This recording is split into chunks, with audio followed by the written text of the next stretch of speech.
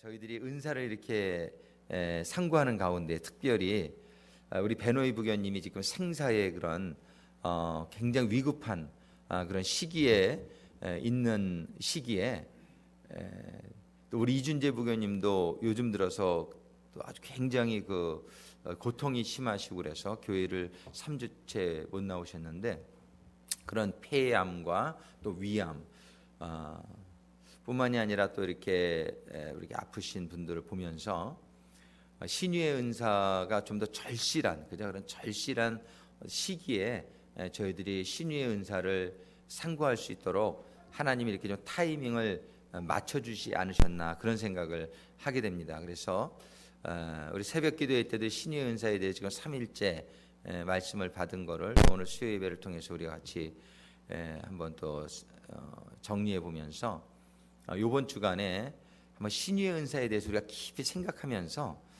신유의 은사가 임하고 또 그 은사를 통해서 이 불치의 병들이 치유받는 역사가 아주 확연하게 좀 나타나는 그런 시간이 되기를 간절히 소망합니다.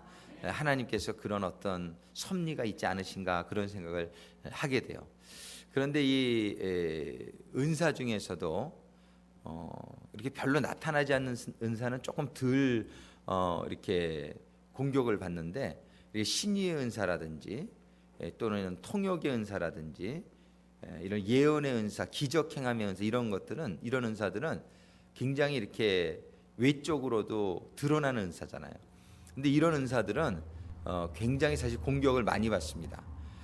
그래서 이렇게 신유의 은사가 특별히 나타나는 경우에 물론 잘못된 그런 신유의 은사도 있지만 그런 잘못된 신유의 은사가 나타나게 하는 것은 이런 어떤 사단마귀의 장난이죠. 사단마귀가 진짜를 이렇게 공격받게 하려고 이렇게 가짜들이 나타나서 신유의 은사가 어느 정도까지는 보면은 그런 박수나 이런 그 애굽 시대에도 어느 정도까지는 이런 이적을 행하잖아요. 그래서 어느 정도의 그런 이적을 행하게 하면서 하나님의 은사를 이렇게 잘못 이해하게끔 그런 일들이 많이 있죠. 그러니까 진짜가 있으면 항상 가짜가 있어요. 그래서 여러분들 아시지만 뭐 불교 가짜는 없어요. 뭐 여호와의 증인 가짜, 뭐 몰몬 가짜 이런 건 없어요. 왜냐면 그 자체가 이런 말 굉장히 죄송한데 그 자체가 진짜가 아닌데 뭘 또 가짜를 만드냔 말이에요. 그런데 진짜는 항상 시계도 보면은 옛날에 우리 오리엔트 시계 한국에 있었는데 오리엔트 시계 가짜 만드는 건 못 봤어요. 별로 이렇게 밸류가 없는 건 가짜는 안 만들어요. 근데 롤렉스라든지 오메가라든지 이런 시계는 가짜가 굉장히 많아요. 가방도 이름 없는 가방은 가짜가 없지만 뭐 루비땅이라든지 이런 좋은 가방들은 원래 그죠 많이 유사품이 많았었잖아요. 그건 뭘 의미하냐면 좋은 거는 가짜가 생기는 거예요. 유독히 기독교만 이단이 수백 개입니다. 이단이 수백 개. 그 이유는 기독교가 진짜라는 걸 증명하는 거예요. 그리고 신유의 은사가 특별히 많은 가짜 신유의 은사자들이 있어요. 그 뭐냐면 신유의 은사가 그만큼 굉장히 중요한 은사라는 걸 우리가 볼 수 있어요. 다른 은사도 가짜들이 나타나지만 그러니까 우리는 정말 이 진짜인 이 기독교를 믿고 있는 것이 참 우리에게는 축복이고 귀한데요. 이 기독교 신앙이 이 기독교 안에 들어와서도 제대로 된 기독교 신앙을 가지지 못하는 경우가 참 많아요. 제대로 된 기독교 신앙을 가지지 못하는 거. 그러면 진짜 기독교 신앙은 뭐냐? 우리가 한번 이렇게 물어보는데 진짜 기독교 신앙은 뭐라고 대답할 수 있겠어요? 진짜 신앙인은 한번 탁 나타나죠, 그죠? 예수님을 따라가는 신앙인이 진짜 신앙인 줄로 믿습니다. 아멘. 그죠? 예수님은 기독교의 가장 완벽한 모델이시잖아요.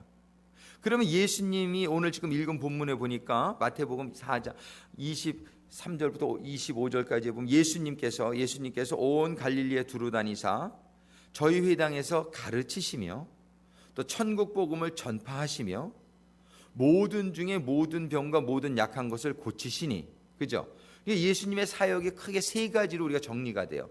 첫 번째는 뭐냐면은 가르치시며 teaching. 그 다음에 전파하시며 이건 proclaim.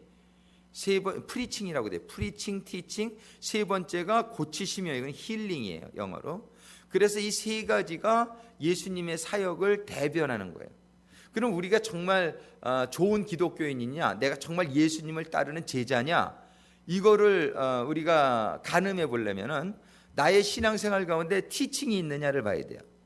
내가 정말 배우기만 한다, 티칭이 없어, 그러면 아직까지 여러분은 이렇게 성숙된 예수님의 제자는 못 되는 거예요. 배워야 가르치죠. 그러니까 배우는 게 중요한데 우리는 부지런히 배워가지고 빨리 가르칠 수 있어야 돼요. 그리고 가르치기 위해서 여러분들이 목자도 되고 싶어하고 뭐 이렇게 무슨 그 회장도 되고 싶어하고 이런 것들이 생겨야 돼요. 그러니까는 우리는 예수님을 따라가는 제자가 돼야지 예수님이 들어가신 천국에 들어갈 줄로 믿습니다. 우리는 신앙생활을 잘 가는, 내가 정말 티칭을 하고 있느냐 이걸 봐야 돼요. 두 번째는 내가 프리칭을 하고 있느냐를 봐야 돼요.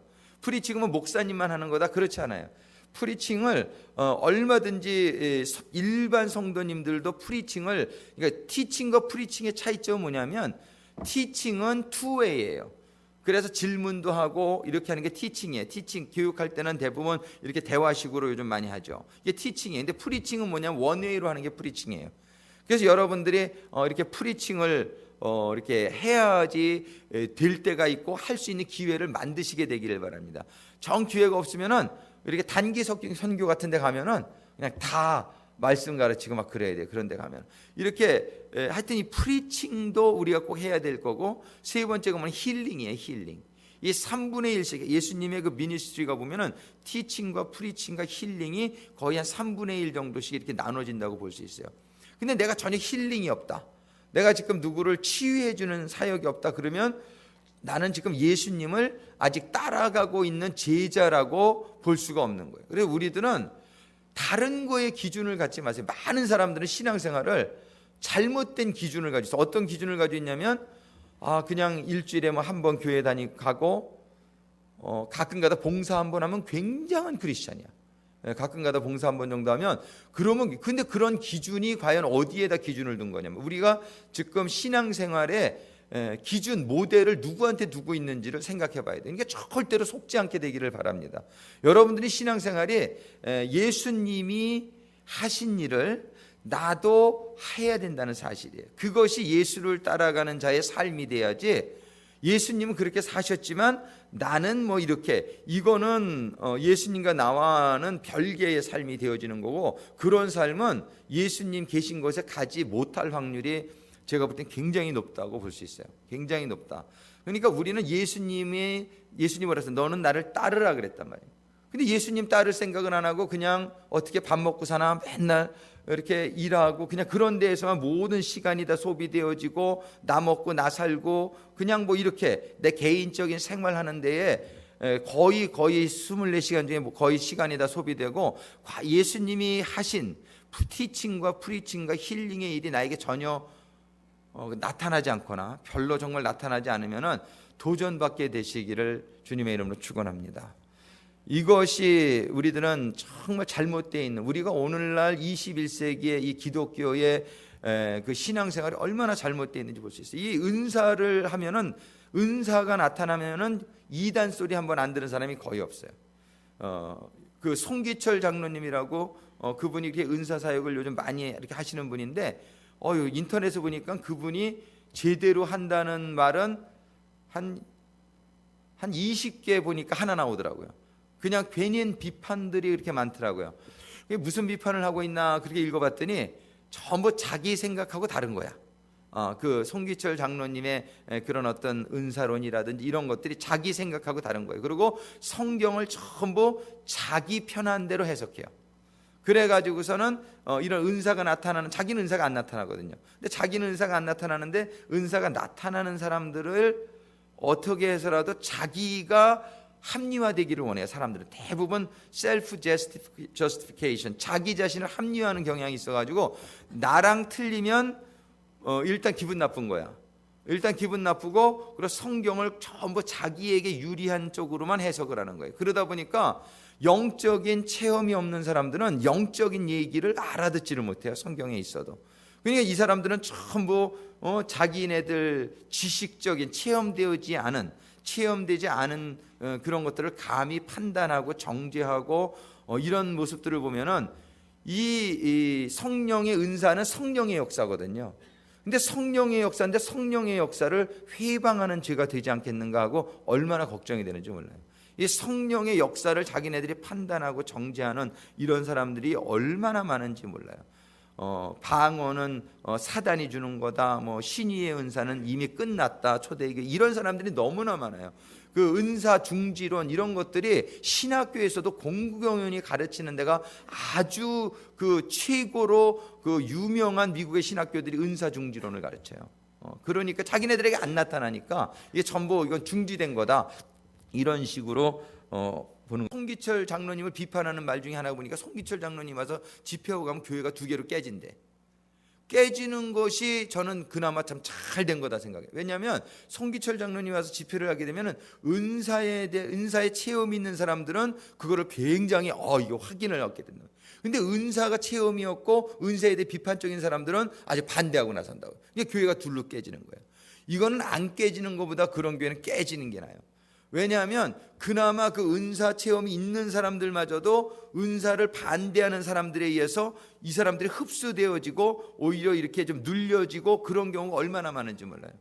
그래서 그런 비판들을 하는데 예수님께서도 그런 말씀을 하셨어요. 내가 너희들에게 화평을 주러 왔는 줄로 생각하지 마라. 내가 너희들에게 불을 주러 왔고 너희들에게 그런 분쟁, 싸움, 이거는 물론 예수님은 화평의 왕이시지만 그 얘기는 무슨 얘기냐면은 옳지 않은 것과 옳은 것이 구별되어지는 역사가 일어난단 말이에요. 예수님이 와서 이렇게 말씀을 전하시고 우리가 사역을 함으로 말미암아 정말 무엇이 진리이고 무엇이 진리가 아닌 것인지가 이렇게 드러나게 된단 말이에요. 그러니까 거기에서 컨플릭이 생기죠. 그래서 우리는 그 진리를 성경 이렇게 신앙생활에 들어서 정말 하나님의 말씀대로 예수님을 따르는 신앙생활을 하려고 그러면은 예수님을 따르지 않는 사람들에 의해서 아주 거센 반발을 받게 됩니다. 그래서 교회가 시끄러워져요. 예수님이 오셔가지고 조용했냔 말이에요. 예수님이 오셔가지고 아주 예루살렘이 시끄러워졌죠. 아주. 그래서 그 제사장들과 바리새인들이 뭐라 그랬어요? 예루살렘을 소동케 하는 자라 그랬어요. 소동케 하는 자. 예수님이 와서 소동이 일어난 거예요. 자기네들 조용히 그냥 의식적으로, 그냥 권위적으로, 지식적으로 신앙생활 나름대로 자기네들은 잘하고 있다고 생각되는데 와서 이 독사의 새끼들아, 회칠한 무덤아, 예수님이 그러니까 그 말을 듣고 사람들이 보니까 그렇구나, 저 사람들 회칠한 무덤이었구나, 독사의 새끼들이었구나. 그러고서는 예수님을 따르는 사람들이 생기고 그 사람들은 완전히 어떤 존재인가지가 예수님을 통해서 이렇게 드러나니까 그 사람들이 가만히 있습니까? 목숨 걸고 예수님을 죽이는 거죠. 그런 소동이 일어나는 거예요. 그래서 신앙생활을 조용하게 하려고 하지 마시고 예수님과 같이 하려고 하시게 되기를 주님의 이름으로 축원합니다. 신앙생활은 어떻게 해서든지 예수님이 우리의 모델이 되셔야 돼요. 예수님은 정말이지 여우도 굴이 있고 정말 새도 집이 있지만 예수님은 머리 둘 곳이 없다, 이렇게 말씀하셨어요. 정말 예수님을 따르는 사람들은 막 모든 거를 다 팔고 헌신하는 일들이 일어나게 돼요. 그런 일들이 일어나니까 소동이 나는 거예요. 집안에서부터 소동이 일어나요. 저거 예수를 믿어도 곱게 믿어야지, 저 광신자가 돼가지고서 저러고 뭐 선교사로 간다고 저러고 있다고. 집안에서부터 소동이 일어나죠. 막 소동이 막 그냥 시끌벅적해지죠. 이런 것들이 근데 사실은 안 일어나는 것이 잘못된 것이지, 예수님의 삶에 감동을 받아가지고 정말 나의 삶을 정리하고 내가 예수님이 하신 것, 예수님의 천국을 뒤로하고 이 땅에 오신 것처럼 나도 이 세상이 얼마나 편안해요. 그냥 살면 편안하죠. 그렇지만 예수님의 삶을 보면서 도전을 받고 나도 이제 하나님과 사람들을 위해서 내가 헌신되는 삶을 못 사는 게 우리가 안타까워야지, 그렇게 사는 사람들이 생기는 걸 때문에 우리가 정말 이렇게 판단하거나 정죄하지 않게 되길, 우리 기준을 분명히 정하자는 말이에요. 우리 신앙생활의 기준은 다시 한번 따라하겠습니다. 나의 신앙생활의 기준은 예수님이다. 이 한 가지 사실은 이거는 정말 누구도 부인할 수 없는 사실 아니냔 말이에요. 그죠? 근데 우리가 이걸 알면서도 우리는 예수님을 따라가지 않아요. 우리는 예수님을 따라가지 않아요. 그러면 알기만 알지 행동하지 않는 믿음을 성경에서는 뭐라고 얘기하냔 말이에요. 그런 믿음을 죽은 믿음이라고 성경은 얘기한단 말이에요. 그러니까 다른 사람이 죽은 믿음이 아니라 바로 내 믿음이 죽은 믿음이 아닌가를 우리는 따져봐야 돼요. 우리는 늘 그 도전받아야 돼요. 그렇게 도전받으면서 기도하면서 이게 금방 되는 것은 아니니까, 그러니까 말씀 보고 기도하고 이러면서 우리가 그러한 삶을 향해서 계속 방향성만은 잃지 말고 나가야 될 줄로 믿습니다. 우리 지금 은사를 왜 받아야 되나? 첫 번째, 주님께서 이 신유의 은사를 많이 사용했단 말이에요. 우리가 지금 신유의 은사 하면 이건 특별한 사람만 받는다라고 생각하는데 성경이 그렇게 얘기를 하냔 말이에요. 성경은 지금 이 신유의 은사가 주님이 많이 지금 여기 사용했단 말이에요. 마태복음 조금 읽은 부분에 주님이 많은 신유의 은사를 사용했으면은 우리가 주님을 따르는 그리스도인이라면, 우리가 주님을 따르는 크리스찬이라면, 그죠? 그리스도인이라면 우리도 신유의 은사가 나타나야 될 줄로 믿습니다. 우리가 정말 그런 예수님, 신유의 은사를 많이 사용하신 예수님이 우리의 모델이라면 지금 안 나타난다 하더라도 그 신유의 은사가 나에게도 나타나기를 소원합니다. 신유의 은사가 나타나야 예수님이 하신 일과 같은 일을 할 거 아니에요. 우리가 예수님을 따라간다고 하면서 나는 신유의 은사가 전혀 나타나지를 않아. 그럼 어떻게 예수님이 하신 일을 하겠느냐 말이에요. 못하죠. 그럼 우리는 예수님이 가신 삶을 따라가는 사람의 삶을 살 수가 없단 말이에요. 그러니까 우리는 이거 도전받을 수 있게 되기를 바라요. 예수님이 지혜의 은사가 있었으니까 우리도 지혜의 은사. 전부 우리가 모델을 보는 게 예수님 아니에요. 지혜의 은사 누가 제일 많이 나타났어요? 예수님이 제일 많이 나타났죠. 지식의 은사 누가 제일 많이 나타났어요? 예수님이 제일 많이 나타나죠. 지식의 은사, 그죠? 그거 우리가 지식의 은사도 필요한 거예요. 믿음의 은사, 누가 믿음이 제일 좋겠습니까? 예수님이죠. 예수님 믿음이 얼마나 좋았으면 나사로가 살아나기도 전에 먼저 감사합니까? 아버지 하나님, 나사로를 살려주신 거 감사. 살아나지 않았는데 이미 믿음으로 나사로는 살아난 거야. 그죠? 그게 얼마나 믿음이 좋냔 말이에요. 일어나기 전에 죽은 사람 아직 죽어 있는데 썩는 냄새가 꿀꿀 나는데 아버지여 내 기도를 들어주심을 감사합니다. 예수님 벌써 믿음으로 감사부터 하는 거예요. 이게 진짜 믿음이에요. 우리가 우리 베노이 부교님이 살아났다라고 정말 믿음이 가는 사람들은 감사할 수 있는 거예요. 근데 감사가 안 나와. 불안해. 저러다 돌아가시는 거 아니야? 이거는 믿음이 없는 거예요. 믿음이 없으니까 불안하죠. 믿음이 없으니까 의심이 나죠. 믿음이 없으니까 염려가 되죠. 이건 전부 예수님이 꾸짖은 믿음들이에요. 이런 믿음 가지고는 안 된다. 예수님이 말씀하시는 거예요. You man of little faith, unfaithful이라고 얘기해요. 너는 믿음이 없다. 근데 믿음이 있으면 어떻게 하냐면은 죽어 있는데도 감사가 나오는 거예요.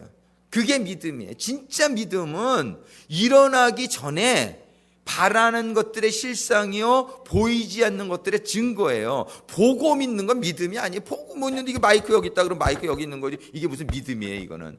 보고 있는 걸 얘기할 뿐이지. 근데 지금 파킹장에 커뮤니티 센터가 안 지어졌는데 지어졌다. 우리 교인이 아직 300명이 되기는커녕 점점 줄어드는데 300명이 됐다. 이게 믿음이에요. 300명이 된 게 보여야 믿음이에요. 우리 베노이 부교님이 살아난 게 보이는 게 믿음이에요. 이건 믿음 아니에요. 보이지 않는 건요.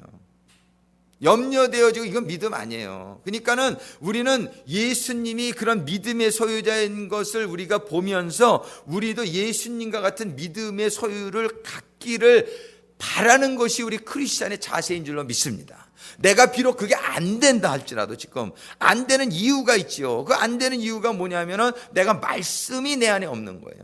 내 안에 기도가 없는 거예요. 내 안에 성령님이 안 계신 거예요. 이 진짜 이런 믿음은 성령이 주는 확신 가운데 생기는 게 믿음이지 내가 지식만 가지고서는 그 믿음이 안 생겨요. 지식이 전혀 믿음이 아니라는 건 아니에요. 지식적인 믿음은 마귀도 가졌어요. 이 귀신도. 그런데 이 지식적인 믿음은 능력이 나타나는 믿음이 아니에요. 그거는 지식적인 동의예요. 그런데 이 지식적인 동의 가지고 구원받지 못해요. 진짜 믿음은 뭐냐 하면은 온전히 전지전능하신 하나님을 믿기에 그 예수님이 구하면 주신다고 하셨기에 믿고 구한 것은 받은 줄로 믿으라고 하셨기에 아무 일도 지금 일어나지 않지만 아무 끼미가 없어도 나는 그 일이 된 거라고 믿는 게 믿음인 줄로 믿습니다. 이게 기적을 일으키는 거예요. 우리가 지금 베노이 부교님 살기를 원하는데 지금 충분히 중보 기도자들의 기도로 살릴 수 있습니다. 왜냐하면 성경에 그런 예가 많단 말이에요. 백부장의 기도에 종이 그냥 살아난 거예요. 회당장 딸이 죽었는데 그 회당장의 간구와 기도에 살려 주신 거예요. 그 간질 들린 아들이 믿음이 있었겠어요? 간질 들리는데 정신없는데 귀신 들리고 가신 들리고 그랬는데 그 아버지의 믿음을 보고 예수님이 그 아들을 치유해 주시잖아요. 수로보니게 여인의 딸이 귀신 들려가지고 아무 정신없는데 그 어미가 예수님에게 간절히 구하자 그 믿음이 내 믿음이 크도다 그러고 그 딸을 고쳐주시잖아요. 우리 지금 베노이 부교님이 믿음이 있건 없건 큰 상관이 없어요. 그런데 우리가 믿음으로 기도하면 그분이 살 수 있는 줄로 믿습니다. 왜냐하면 성경적인 예가 있기 때문에 그래요. 근데 한 가지 우리 베노이 부교님에게 부탁하고 싶은 것은 믿음을 저항만 안 하면 돼. 이 믿음이 저항이 되어지면은 이 역사가 안 일어나요. 예수님도 그랬어요. 내가 고향에서 선지자가 대접을 받는 적이 없다 그러시면서 고향에 갔더니 누군지 다 알잖아요. 목수의 아들, 저 요셉의 아들. 그러면서 예수님을 우습게 본 거예요. 믿음이 없어 예수님에 대해서. 그러니까는 거기서는 아주 적은 숫자만 병 고치고 마셨다 그래요. 기적이 안 일어나. 그건 뭐냐면은 말씀해 주신 거예요. 예수님이 아무리 믿음이 좋아도 받는 사람이 무시하고 받는 사람이 의심하고 그러면 역사가 안 나타나요. 그래서 어떨 때는 의식이 아예 없는 게 나아요.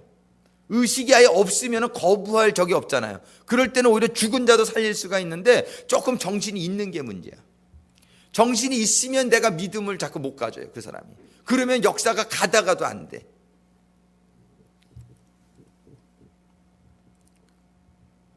그래서 우리는 이 신유의 은사에 대해서 이번 주에 얘기를 하고 있는데, 이 신유의 은사는 예수님이 많이 사용한 거. 여기 보세요. 신유의 은사는 딱 육신의 질병만 고치는 걸 얘기하지 않아요. 이 신유의 은사는 영적인, 혼적인, 육적인 치유를 다 의미해요. 보세요. 여기 보면 24절에 보면은 모든 앓는 자, 각색 병과, 이거는 지금 그냥 일반 병이라고 보세요. 근데 고통에 걸린 자, 이런 마음의 고통, 이런 것도 고통이라고 볼 수 있잖아요. 어떤 우울증이라든지 또는 이런 협심증이라든지, 그죠? 이런 그런 마음의 고통에 걸린 자, 또 귀신 들린 자, 이거 영적인 문제죠. 그죠? 귀신 들린 자, 간질하는 자, 중풍병자들을 데려오니 저희를 고치시더라. 그들이 그러니까 육적인 질병뿐만이 아니라 심적인 고통과 영적인 그런 고통까지도 다 고치는 게 힐링이란 말이에요. 저는 우리 교회, 정말 우리 교회가 한번 크게 이렇게 소문이 나려면 저는 우리 박형락 사가님이 이렇게 아주 치유를 확 받으면은 우리 아주 큰 일이 일어날 것 같아요. 아멘. 그래서 박형락 사가님을 위해서 우리 같이 기도할 때마다 해보잔 말이에요. 그래서 우리 하여튼 이런 지병들이 사람들이 많이 알고, 왜냐면 38년 된 그 안전병이, 그죠? 그런 병자들이 그런 사도 베드로는 이렇게 가니까 막 뒤집어지는 거예요. 왜냐면 사람들이 다 알거든요. 근데 어떤 사람이 막 속병 걸렸는데 뭐 이렇게 했다 그러면은 사람들이 잘 몰라요. 그리고 금방 아팠다가 난 사람은 많은 사람들이 몰라요.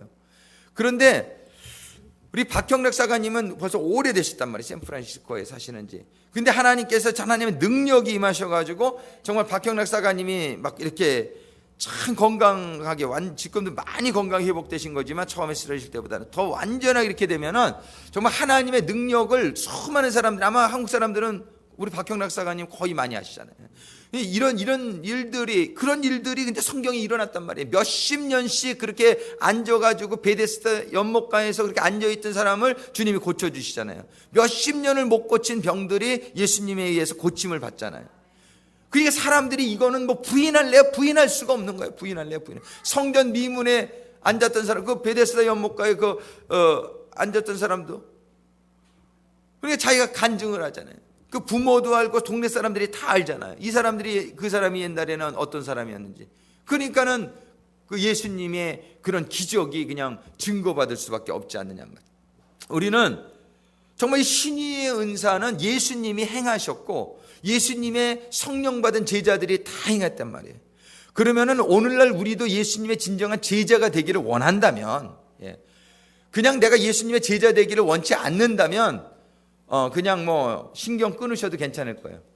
많은 교인들이 그렇게 살고 있어요. 실질적으로 많은 교인들이 신유의 은사 이런 거 생각도 안 해요. 그냥 교회 가서 내 생각에 그저 맞는 얘기 나오면 아멘, 내 생각하고 좀 틀린 얘기하면은 실눈 뜨고 쳐다보고, 이래 자기 생각에 맞는 얘기하면 은혜 받았다 그러고, 그리고 성경은 거의 안 읽고, 그러고서는 자기의 생각과 논리하고 맞아야 돼.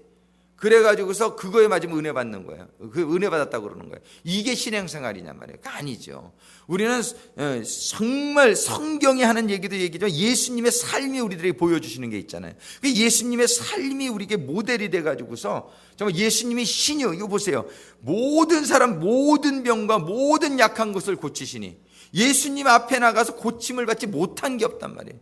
자기네들이 믿음이 없어서 안 나온 사람들은 모르지만 자기가 믿음을 가지고 예수님 앞에 나와가지고 고치지 못한 사람이 하나도 없단 말이에요. 만약에 이런 일이 우리 교회에서 우리 성도님들 가운데 일어난다고 생각해 보세요.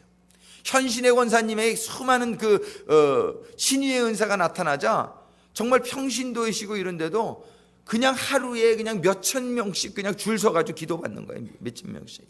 그러면서 그 사람들이 하나님을 믿게 되는 경우가 얼마나 많이 이렇게 나왔느냐 말이에요.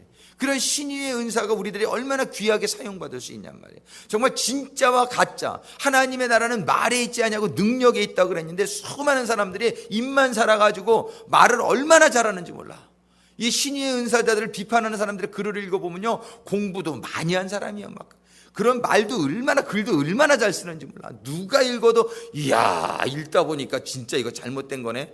그리고 정신 차리고 생각해 보면은, 아니 신유의 은사는 예수님이 한 거고 예수님이 나를 따르라 그랬는데 이 사람들은 신유의 은사는 없어졌다. 결론은 그거예요. 결론은. 그게 말이 되느냐 말이에요. 그냥 있는 대로 수사학적인 거 다 써가지고 결론은 성경을 부정하는 게 된단 말이에요. 이런 사람들이 얼마나 많은지 모른단 말이에요. 얼마나 많은지. 다른 은사는 다 예수님이 하셨는데 방언의 은사는 안 했다. 어떤 사람은 또 그러더라고. 방언의 은사는 예수님이 한 적이 없기 때문에 그거는 이렇게 잘못된 것일 수 있다. 이런 식으로 또. 근데 방언의 은사를 예수님이 안 하셨겠어요? 저는 방언을 하셨다고 생각합니다. 왜 그러냐면 방언의 정의가 뭐냔 말이에요. 방언의 정의는 성령이 말하게 하심을 따라 하는 말이 방언이란 말이에요. 즉 예수님은 한 말씀 한 말씀이 전부 성령이 말하게 하심을 따라 하신 말씀 아니냔 말이에요.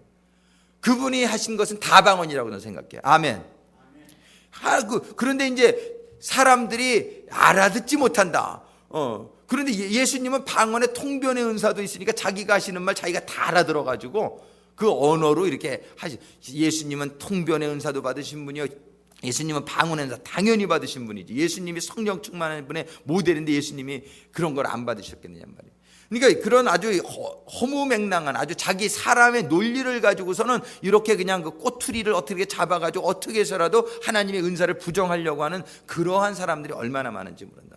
우리는 신앙생활 심플하게 할 수 있게 되기를 바랍니다.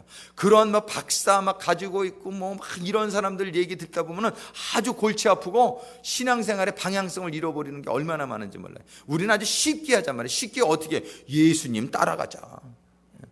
다른 거 생각할 게 없어. 신앙생활은 예수님 따라가는 게 신앙생활이지. 아멘. 아멘. 예수님이 신유했으면 나도 신유해야지요. 예수님이 병 고쳤으면 나도 고치고 예수님이 귀신 쫓았으면 나도 쫓아야 되는 거예요. 그렇습니까? 못 쫓는 게 안타까워야지요. 어떻게 쫓는 게 문제가 되느냐 말이에요. 귀신만 쫓으면 그냥 다 이단이라 그래요. 귀신만 쫓으면은 이상한 사람이에요. 그런데 예수님도 그 소리 들었어요. 그 마태복음 12장에 한번 보세요. 거기 보면은 예수님이 귀신을 쫓아 바리새인들이 와가지고 바알세불의 힘을 빌어가지고 귀신을 쫓는다 이렇게 얘기해요. 그러니까 예수님이 하도 어이가 없어 그 사람들이 그래요. 야, 내가 바알세불의 힘을 빌어서 귀신을 쫓니? 귀신이 귀신을 쫓는다면 그 집이 설 수가 없다. 그러면서 하시는 말씀이 12장 28절이에요. 그 밑에 우리 같이 했습니다. 2번. 12장 28절 같이. 그러나 내가 하나님의 성령을 힘입어 귀신을 쫓아내는 것이면 하나님의 나라가 이미 너희에게 임하였느니라. 지금 예수님이 귀신을 쫓아내자 귀신의 힘을 빌어서 귀신을 쫓아낸다라고 얘기를 하는 거예요. 예수님이 어이가 없어서 그들에게 얘기하는 거예요. 그래서 설명을 하고 나서 내가 하나님의 성령을 힘입어서 귀신을 쫓아낸다라는 것을 깨달는 사람은 이미 하나님의 나라가 너희에게 임했느니라 이렇게 얘기하시는 거예요. 내가 성령을 힘입어 귀신을 쫓아내는 것이다. 예수님은 그렇게 말씀하시네요. 성령님이 귀신을 쫓아내는 것이지 귀신이 귀신을 쫓아내느냐 말이에요. 그러면서 예수님이 그들을 꾸짖는 거예요. 지금 예수님이 귀신 쫓아냈으면 이 귀신 쫓아낸 것도 치유의 일부란 말이에요. 영적인 치유죠. 근데 이 귀신을 쫓아내는 것을 말씀하시면서 이미 하나님의 나라가 너에게 임했다라고 얘기하시는 것은 이게 얼마나 중요한 건지 몰라요. 우리가 병이 들면은요, 잘못하면 병의 지배를 받기가 쉬워요. 그저 교회를 가려고 해도 아유 내가 아파서, 그저 하나님의 일을 뭘 좀 하려고 해도 내가 아파서 못해요. 이게 뭐냐면 병의 지배를 받는 거예요. 이 병의 지배를 받으면은 누구에게 속한 자예요? 병에게 속한 자가 되는 거예요. 우리는 나라라고 하는 것은 뭐냐면은 누구의 통치를 받는 게 나라예요. 제가 미군으로 한국에 2년가 있었는데 한국에 가 있지만 저는 미국에 속한 사람이에요. 왜냐하면 미군에 속해 있기 때문에 땅은 한국에 가 있지만은 한국에서 우리를 마음대로 못해요. 왜냐하면 미국 사람이기 때문에, 미군에 속해 있기 때문에. 그게 왜 그런 게 우리의 누구의 통치를 받느냐가 우리의 소유주입니다. 우리가 하나님의 통치를 받느냐, 내가 병의 통치를 받느냐, 내가 하나님의 통치를 받느냐, 귀신의 통치를 받느냐, 내가 하나님의 통치를 받느냐, 돈의 통치를 받느냐, 이거를 분명히 알아야 돼요. 뭘 하냐면 안에 돈이 없어서요. 그건 뭐냐면 돈의 통치를 받는 사람이에요. 제가 그 전에 신학교 가게 될 때 우리 목사님이 어느 신학교를 가라 그랬는데 그 보니까 등록금이 너무 비싸요. 그래가지고서 등록금이 싼 데를 갔어. 그랬더니 목사님이 저보고 아이고 오집사야 왜 이렇게 믿음이 없노, 저보고 그러시더라고요. 그때 그 말씀을 잊을 수가 없어요. 지금도 생각해보면 정말 믿음이 없어요. 내가 돈의 지배를 받은 거예요. 내가 지금 그 학교 등록금이 너무 비싼 거니까 나는 갈 수 없다라는 생각이 지배를 하게 된 거예요. 이게 믿음이 없는 거예요. 믿음이 있는 사람은 돈이 얼마나 상관이 없는 거예요. 왜? 하나님이 온 우주를 소유하고 계신 분인데 그 목사님 말씀이 얼마나 마음에 찔리는지 두고두고 찔려요. 근데 우리들이 사실 그런 사람들이 저만 있냔 말이에요. 얼마나 많냔 말이에요. 돈이 없어서요. 건강이 없어서요. 시간이 없어서요. 이건 전부 그거에 통치를 받는 사람들이에요. 우리는 하나님의 통치를 받게 되기를 주님의 이름으로 축원합니다. 하나님의 통치를 받아야, 그러니까 귀신 들었다는 거냐 뭐냐면 귀신의 통치를 받게 되는 거예요. 근데 눈에 보이지가 않아요, 귀신이. 근데 이 귀신 들린 사람이 생각보다 엄청 많습니다. 귀신의 역사가 엄청 많아요. 귀신이 이렇게 드러나는 것만 귀신이 아니에요. 이렇게 괜히 이렇게 여러 가지 성격적으로도 귀신은 많이 임하고요. 사람들 막 자꾸 보기만 하면 판단하는 사람, 이거 귀신 들린 거예요. 이런 말 참 조심해야 되는데, 제가 좀 막했는데 죄송합니다. 근데 깊이 들어가면 다 그래요. 깊이 들어가면 인격적인 문제 이런 것까지 전부 귀신의 역사예요. 그 안에 우리 병들이 사실은 전부 귀신의 역사입니다. 이게 왜 그러냐면 귀신이 죄짓게 하잖아요. 죄의 결과가 병이거든요. 그러니까 그 근원적인 데는 귀신이 있는 거예요. 사단마귀가 있는 거예요. 그래서 우리가 병날 때 주님은 꼭 귀신을 내어쫓는 경우가 참 많아요. 이 병을 치유하실 때. 그래서 이 귀신을 쫓아낸다, 병을 쫓아낸다는 것을 병마라 그러잖아요. 병마. 이게 병과 마귀란 얘기예요. 이 병마라는 게. 이 병마가 나를 지배하는 경우가 얼마나 많은지 몰라요. 근데 병마를 쫓아내는 것은 얼마나 이게 큰일이냐면은 통치자를 바꾸는 거예요. 병마를 쫓아내면서 하나님의 성령이 들어와서 이제는 병이 나를 지배하는 것이 아니라 하나님이 나를 지배하게 될 때에 나라가 바뀌는 거예요. 이 신위의 은사는 나라를 바뀌게 하는 거예요. 이게 진짜로 구원받게 하는데 얼마나 귀하게 쓰임받는 그런 도구인지 모른단 말이에요. 신위의 은사를 가지고 여러분들의 사람의 병을 고치게 될 때에 그게 병만 쫓겨나가는 게 아니라 그 병과 함께 있는 마귀가 쫓겨나는 거란 말이에요. 근데 쫓겨났어도 금방 다시 들어오는 걸 많이 봐요. 병은 났는데 그 다음에 또 마귀를 웰컴해. 그래가지고서는 또 병이 나죠. 재발하죠. 이렇게 재발하죠. 우리는 병을 지배하게 되기를 주님의 이름으로 축원합니다. 이게 병이 있으면 자꾸 명령하세요. 예수의 이름으로 명하노니 떠나가라. 예수의 이름으로 명하노니 떠나가라. 그럼 근거가 어디에 있느냐? 그거는 그 밑에 쭉 보면은요. 4번. 이사야서 53장 5절의 말씀을 같이 읽겠습니다. 그가 찔림은 우리의 허물을 인하며 그가 상함은 우리의 죄악을 인함이라. 그가 징계를 받음으로 우리가 평화를 누리고 그가 채찍에 맞음으로 우리가 나음을 입었도다. 자 보세요. 우리는요.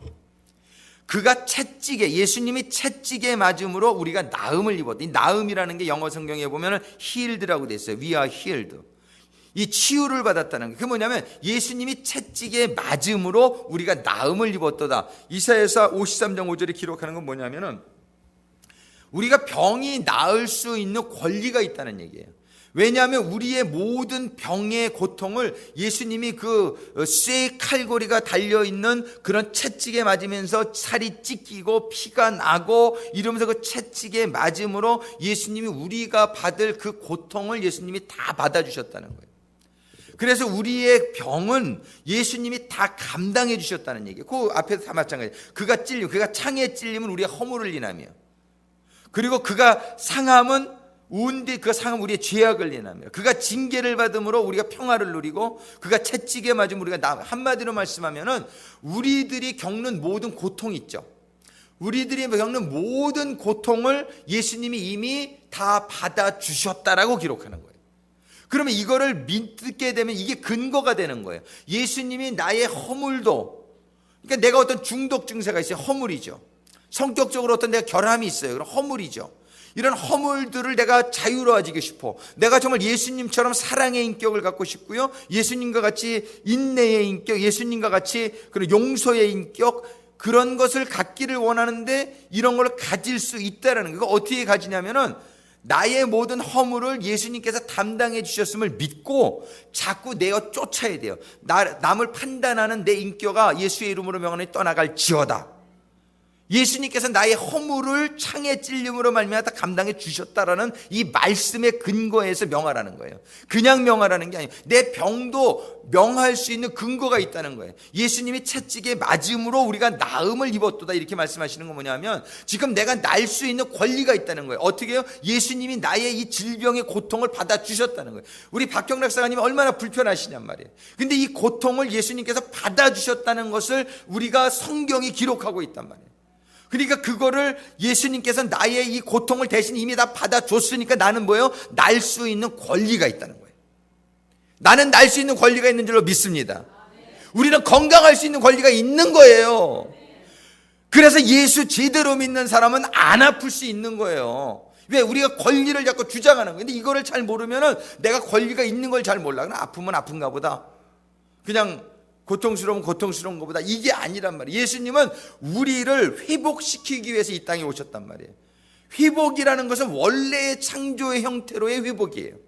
원래의 창조의 형태는 뭐냐 하면 육신도 강건하고 마음도 평안하고 영적으로도 성령으로 충만하고 늘 기쁘고 늘 소망에 넘치며 늘 하나님의 그런 강건한 가운데 영혼이 잘 되고 범사가 잘 되고 형통하고 그 다음에 강건한 것이 하나님의 원래의 창조의 모습인 줄로 믿습니다.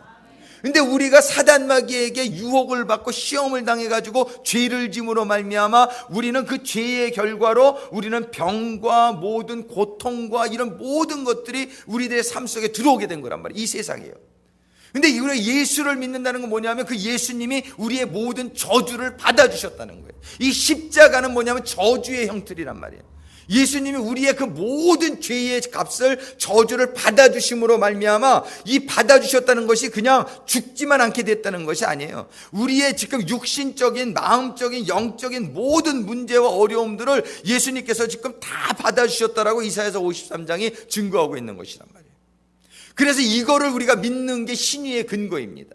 이거를 가지고 우리가 주장하는 거예요. 내 마음속에 외로움이나 무슨 쓸쓸함이나 무슨 이렇게 좀 안 좋은 뭐 이렇게 우울증이나 이런 게 오잖아요. 그거를 뭐냐 예수 이름으로 쫓아내라는 거예요. 왜냐하면은 그러한 모든 고통까지도 예수님께서 받아주셨다는 거예요. 그러니까 우리는 여기에서부터 자유로울 수 있는 뭐가 있어요? 권리가 있다는 거예요. 권리.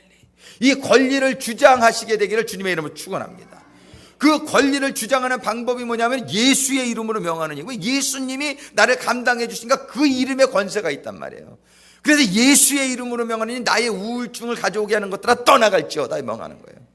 가난도 떠나가라고 명할 수 있다는 거예요. 왜냐하면 예수님은 부유하신 분이에요. 예수님은 모든 것의 소유자예요. 우리는 모든 이런 부정적인 거, 우리를 고통스럽게 하는 것을 예수의 이름으로 쫓아내게 되시기를 주님의 축원합니다. 이게 신유예요. 병 고친다는 것은 육신만 고친다는 게 아니고 우리의 영적인 심령적인 우리의 육신적인 것이 3바퀴 다 포함해 가지고서 예수님이 모든 저주를 받아주셨기 때문에 우리는 그 예수의 이름으로 우리가 그거를 쫓아내는 것, 이것이 신유라고 믿습니다. 예. 이 신유가 얼마나 귀하냔 말이에요. 이 신유를 통해서 우리는 나라가 바뀌는 거예요. 우리의 통치자가 바뀌는 거예요. 전에는 돈이 나의 주인이고 병이 나의 주인이고 나의 고통이 나의 주인이었어요. 왜? 그거에 지배를 받으니까. 그런데 예수의 이름으로 그걸 쫓아내고 난 다음에는 예수님이 나의 주인이 돼서 돌아오신단 말이에요. 이것이 구원이에요. 진정 구원받은 사람의 삶은 이러한 만사가 형통하고 정말 하나님 안에서 진정한 평안과 기쁨과 소망을 누리며 정말 이제 하나님 안에서 삼박자의 이 모든 축복을 받는 이것이, 근데 이것을 향해서 가는 거지. 이게 다 이루어주기는 쉽지가 않죠. 왜? 우리의 믿음이 거기까지 미치지 못해. 우리의 믿음이. 그러니까 우리는 계속 말씀 보고 계속 기도하고 이러면서 우리는 계속적으로 뭐예요? 믿음으로 들어가야 되는 거예요. 그래서 로마서 8장 2절 거기 보면은 성령의 생명의 법이 나를 자유케 했도다. 사도 바울이 그렇게 얘기해. 생명의 성령의 법이 나를 그거 뭐냐면 하나님 안으로 자꾸 들어가기만, 주님의 품 안으로 들어가기만, 주님의 말씀 안으로 들어가기만 하면 돼요. 자꾸 주님의 품 안으로 들어가다 보면은 그 말씀, 그 지금 말씀 안에 푹 젖어버리는 거예요. 그래가지고 믿음이 생기는 거예요. 내 말씀이, 내 마음에 말씀이 임하고 그걸 붙들고 기도할 때에 믿음이 임하면은 지혜의 은사도 임하고 지식의 은사도 임하고 믿음의 은사도 임하고 신의의 은사도 임하게 될 줄로 믿습니다. 은사는 이렇게 연결이 돼 있어요. 지혜의 은사, 지식의 은사, 믿음의 은사 연결돼서 신의의 은사 임하는 거예요. 신의의 은사만 이렇게 임하는 게 아니라 신의 병 고친, 제가 지난번에 얘기했지만 이분이 무슨 병이 보인단 말이에요. 이게 뭐 지식의 은사죠. 신의의 은사, 그냥 병 고치는 게 신의의 은사죠. 근데 당신 심장이 나쁘네요. 딱 보인단 말이에요. 그게 뭐예요? 지식의 은사죠. 예. 그런 지식의 은사, 지혜의 은사, 이런 또 믿음의 은사, 이게 기도하면 날게 믿어지니까 그게 또 이거 신유가 나타나는 거죠. 이게 은사는 이게 연결되는 거예요. 따로가 되는 게 아니라. 그러니까 우리는 이 신의 은사도 나타날 뿐만 아니라 이거보다 한 단계 높은 게 뭐냐면 능력 행함의 은사예요. 그 다음에는 막 그냥 모세처럼 홍해 바다를 가르는 능력이 나타나는 거예요. 막. 예. 이런 능력 행함의 은사까지. 신의 은사는 우리 사람들 병만 고치는 거예요. 능력 행함의 은사는 막 그런 아주 막 태양도 세우고요, 막 바다도 잠잠하게 하고요. 이런 게 능력 행함이에요. 예수님 다 하셨죠. 오병이어의 기적, 능력 행함의 은사란 말이에요. 예. 그냥 무화과나무로 저주하니까 그날로 그 자리에 흥분했네. 할렐루야. 그 얼마나 신바람. 이런 종교가 어디 있냔 말이에요. 이런 종교가 우리 예수님과 같은 그런 메스앤 롯이 어디 있냔 말이에요. 근데 우리가 그 예수님을 잘 깨닫지 못하는 가운데 그 위대한 우리 예수님을 우리가 모시고 살면서도 백만장자 아버지를 두고도 나는 그냥 그 아버지를 몰라가지고서 그냥 찔찔이 이렇게 맨날 사는 거하고 똑같은 거예요. 우리가 그 아버지를 깨닫게 되고 그 아버지의 그 능력이 내 능력 아니에요. 아버지 권세 내 권세, 예수 권세 내 권세, 그죠? 예수의 이름으로. 주님이 예수의 이름을 주셨잖아요. 내가 나의 이름을 준다. 이건 뭐냐면 나의 권세를 준다는 거 아니에요. 내 이름으로 너희들이 무엇이든지 구하면 내가 시행하리라. 예수님이 약속하셨잖아요. 우리는 신유, 너무나 중요한 은사인 줄로 믿습니다. 우리는 이 은사를 통해서 왕국이 바뀌게 하는 역사. 기도해 줄 때 그 사람의 병만 낫는 게 아니라 그 사람의 왕이 바뀌어지는 거예요. 그리고 병 낫기를 위해서 기도하라고 야고보서 5장 23절 25절에 보면 병 낫기를 위해 서로 기도하라 분명히 얘기하고 있단 말이에요. 우리는 병을 보고 그냥 지나치지 않게 되기를 바랍니다. 예. 병을 보면은 우리는 낫기 위해서 기도하는 거예요. 왜? 성경이 그렇게 말씀하시니까, 그렇게 하라고 명을 하셨으니까. 그래서 이제 그거까지만 오늘 봅니다. 신의 은사를 받는 방법에 대해서는 조금 제가 이거 실질적으로 받은 사람들의 그 이야기를 좀 정리해서 내가 주일날 말씀드리고자 해요. 자, 우리 오늘 신의 은사를 받아야 되는가? 많은 사람들이 신의에 대한 은사에 대한 선입견이 있단 말이에요. 오늘 4가지로 우리 정리해서 생각을 해봤습니다. 첫 번째는 예수님께서 신의의 은사 많이 베풀었으니까 우리도 신의의 은사 따라해야 되는 것이 성경적이다. 그죠? 그 다음에 두 번째로는 신의의 은사를 받는다는 것은 왕국이 바뀌는 역사다. 이것은 에덴 동산의 삶으로 우리가 회복되어지는 하나님의 나라가 임하는 역사다. 세 번째는 병 낫기 위해서 기도하라 그랬으니까 우리는 신의의 은사를 간구해야 한다. 네 번째로는 예수님이 채찍에 맞으심으로 우리가 병을 나을 수 있다라고 우리에게 신유를 받을 수 있는 분명한 근거가 제시되어 있단 말이에요. 그냥 나라는 게 아니란 말이에요. 예수님이 우리의 모든 고통을 채찍에 맞음으로 다 받아주셨기 때문에 우리는 병 나을 수 있는 권세가 있다라고 성경이 얘기하는 거란 말이에요. 그래서 오늘 본문의 이 말씀들을 우리들이 잘 기억하면서 우리들이 정말 그냥 낫게 해달라는 게, 하나님은 굉장히 논리적이시고 하나님은 전부 합리적이십니다. 예수님이 그 고통을 받아주셨기 때문에 우리가 병 나을 수 있는 권리가 있는 거, 이거를 분명히 깨달으시고, 그냥 남은 좋은 그게 아니라 우리는 병 나을 권리가 있는 거예요. 권리가. 예수님이 그 고통을 받아주셨는데 이 병이 안 나면은 예수님의 고통을 무효로 만들어 버리는 거란 말이에요. 근데 우리가 예수님의 그 고통 받아주셨음을 우리가 그거를 클레임해가지고 병이 난다면 예수님이 얼마나 보람이 있으시겠냐 말이에요. 예수님이 채찍에 맞으시는 얼마나 보람이 있으시겠냐 말이에요. 그래서 우리가 병을 끼고 살지 말고 우리가 어떤 병이든지 주님 하나님이 고칠 수 없는 병은 아무것도 없는 줄로 믿습니다. 우리가 안 되더라도 계속 기도하다 보면은 4개월을 아무 소식이 없어서 4개월째 믿음이 드니까 5개월째 뇌성마비 아들이 낫잖아요. 우리가 포기하지 말고 그것이 4개월이 아니라 4년이 되고 40년이 되더라도 우리는 믿음이 생길 때까지 기도하는 가운데 많은 신유의 역사가 우리와 우리의 가정과 우리 교회와 우리의 주변 삶의 환경 속에 나타나는 가운데에 놀라운 하나님의 나라가 세워지고 하나님이 영광 받으시며 정말 사단 마귀가 쫓겨나가는 그런 역사가 충만하게 임하게 되기를 간절히 소망합니다.